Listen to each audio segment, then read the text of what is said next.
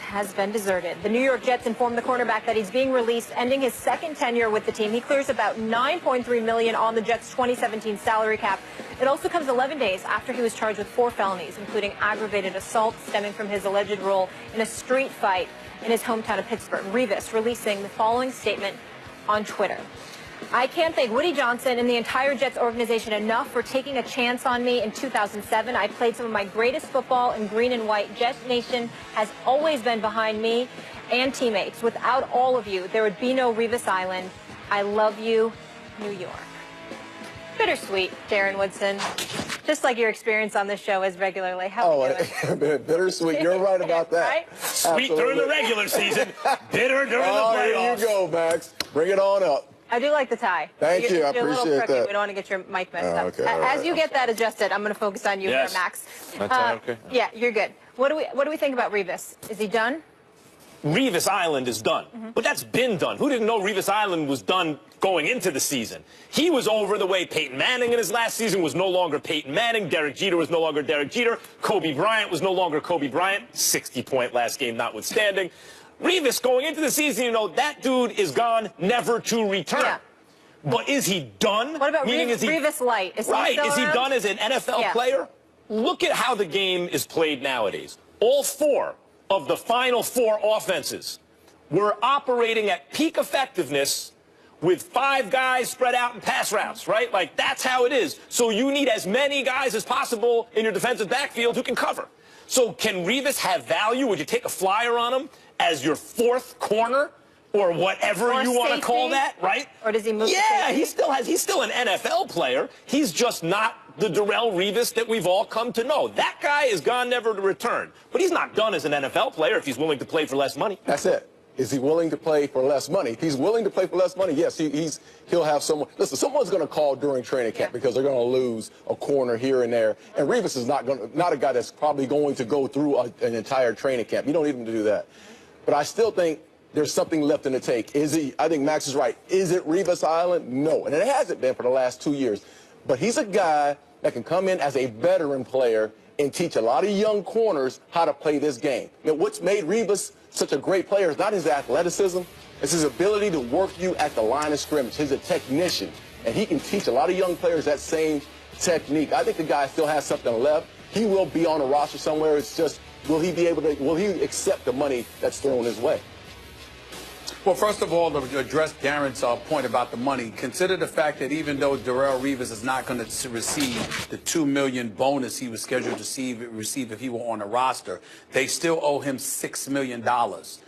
Because of the guaranteed contract that he signed. The $70 million, about $39 million was guaranteed. They owe him $6 million for 2017 anyway. So he's still getting that money. So when you're talking about Darrelle Revis accepting less from somebody else, it would be less on top of the $6 million that the Jets still have to dole out to him, even though he's not going to be playing for them, according to the reports. Now, to answer the question directly, is Revis done?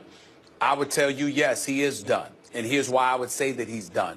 Because if the reports are true, and they seem to be, because they're coming from everywhere, he didn't want to play football anymore. And when you're at that level on the NFL, I'm showing deference and respect to the Darren Woodsons of the world and others. You know a gazillion times more than I could ever hope to, Darren, how tough it is to play this game. When you don't want to play, not only are you somebody who shouldn't be playing, you shouldn't be around those who are playing. Because if you don't want it for you, how are you going to want it for them? I'm not saying forever, but I do think that it's reached a point where we have to look at Darrelle Revis, and what we need to gauge first is the intestinal fortitude and the pride that he has inside that chest of his in order to bring something out to remind everybody you don't want to go out this way. But if you don't care because you've made over $100 million from the Jets alone, because you have secured your future monetarily, and you've lived up to that mantra of being the mercenary that you were known to be, if you're that dude and you're content, then you have no place around football for the immediate future, and the Jets will have done the right thing by lacking sentimentality and deciding to let you go. Revis is Revis. We know one Revis, and that was being an elite corner. So when we ask the question, is he done? Of course he's done, because he's no longer seen that way, and it's primarily due to the fact that he no longer wants it, according to numerous reports from numerous individuals who actually cover this New York Jets team. That's why I say he's done, not just because he's some scrub or anything, because he's not a scrub. Is that he doesn't seem to want it anymore, Darren, and I think that that's what we have to lean on here. I think you have to also look at the fact that that Jets locker room was full of dysfunction from top to bottom, and I get it. Listen, there's times I've been in locker rooms when we were with the Cowboys 5-11, 5-11, and it was dysfunctional at the same time, and it does. At times it questions your heart and your motivation to go out there and play on Sunday, even to go out and practice sometimes knowing the dysfunction. Will Revis ever be that same guy athletically? No. But can he get motivated to play again at a level maybe? Or what about with a championship team? Exactly, but a championship team that needs a veteran cornerback. Yeah, that's a team that's on the rise and needs a guy that can come in and play that second or third role as a cornerback. Absolutely. I still think there's something left in the question. You don't think he moved to safety? I don't think he can move to safety. I don't think that doesn't benefit him? No, I think moving from corner to safety that's a hard transition because it's a much more physical game, but he can still play in the nickel. And it's hard. It's the craziest thing about talking about Revis is I can only picture him as Revis Island. I mean, that's the mindset I've always had about this guy, is that he's been such a dominant football player for so long. But we saw that's where I was going. But he can play in the nickel, and boy, you gotta have some packages for that nowadays. Exactly, but now he has to accept his role as a role player. That's the hardest thing. Deion Sanders had to accept his role when he came back to play for the Baltimore Ravens as being the nickel guy. Now it's hard for anyone to accept. Stop. That's my question. Do you believe that he is somebody that can accept that role, and what do you make of the reports that he doesn't want to play? That's what this comes down to, y'all. Yeah, well, that's what this comes down to. That's true, but we got to know Revis. I mean, I'm not in that locker room with Revis to say, well, he has no heart and doesn't want to play anymore. I'm not sure. I mean, those are the reports. But at the same time, I think it starts, like you said, I think it starts from him. Does he really, can he accept that role as being a second guy or a third guy? If he can accept that role and wants to play on a championship team. What it comes down to I think, and you will correct me if I'm wrong, because as Stephen A. said, you played at a very high level for many years, and I like to watch football on Sundays. It comes down to when you hear reports that he really didn't have his heart in it, sometimes that's a guy who's lost a step and his ego can't accept it yet. So he starts telling himself things like, maybe I don't really want it anymore, and stuff like that. When it comes down to it, if he's the type of personality that you have to tear the uniform off him, then he will accept a lesser role. Now, I find those guys less in the NFL because of the physical toll it extracts than in Major League Baseball or the NBA, where you really got to tear the uniform off these guys, because who would ever want to stop playing for that paycheck, you know, when it's not full contact? NFL, a little bit different. You get to the point, like, from your own personal experience there, at what point is it just not worth it anymore? Yeah, you know what, listen. When you're on a losing team? When you're on a losing team, like he was at the Jets, the misery is there on a day-to-day basis. And you're right. Listen, Revis has been probably the ultimate businessman as it pertains to his contracts. He has set the bar. Richard Sherman, the great corner, Peterson, the guys around the league owe him a favor for setting the bar and what he's done as far as his business acumen. But at the same time, at some point, I mean, you've made so much money, you've been so successful. Do you want to go out there and be the third guy and make, you know, a minimum salary? It doesn't make any sense. We'll see. And on that subject, you're staying here with us all day, all done in Minnesota for now. So where will he be playing next season? And also, we have the latest on Kevin Durant, and what does this mean for the potential trilogy we were expecting to see in the finals? We'll get into all of it. Stay here. If you got Carmelo Anthony, how the hell are you going to give him away for a box of cookies? Please explain. I need help, Mac. You ain't getting a superstar for him. He's not a superstar. You trying to tell me that? Who's the superstar? Yeah, Blake Griffin is. A superstar? Really?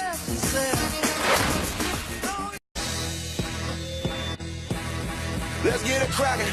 Let's start the session. March, let the competition balls start that action.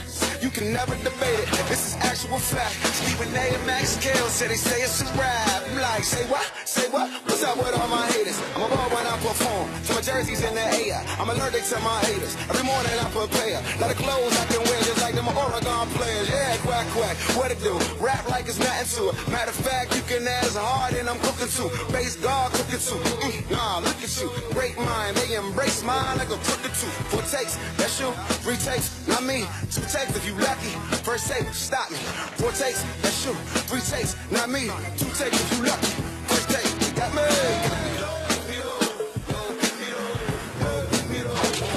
Well, hello there. Good day.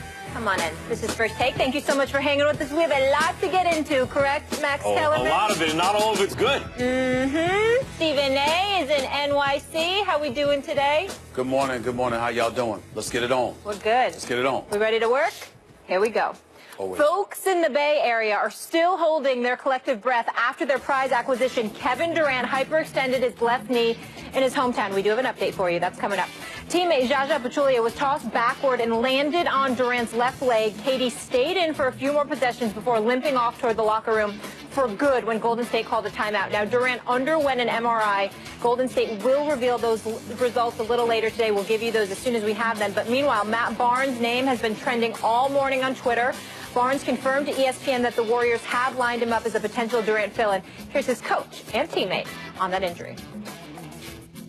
I'm always concerned about any injury because you never know how bad it's going to be. So we'll just wait and see and keep our fingers crossed. You're never comfortable when you lose somebody who's one of the best players in the league. They're obviously concerned. You know, anytime a guy goes down, especially when you're talking knees, you know, it's a concern. But, you know, nonetheless, we still got to figure everything out, you know, why he's not out there. But, you know, hopefully he's okay. We're not going to act like he died, you know, and we don't even know what happened. You know, what's going on. Like, you got to know something before you can kind of go along those lines. You know, we really don't know much right now. Leave it to Draymond to bring a little levity to the situation, but we do know something now. This just in, a source close to Durant telling our Jeff Goodman that he will be back for the playoffs. So, Stephen A., with that, I ask you this question. If Durant is less than 100%, do the Warriors still win the West? No, I'm not so sure about that. That's number one. And before I get into anything else, I reported on SportsCenter about a half hour ago. The Warriors are going to release some information within the next couple of minutes talking about how Durant is expected to be back for the playoffs. I reported that about a half hour ago.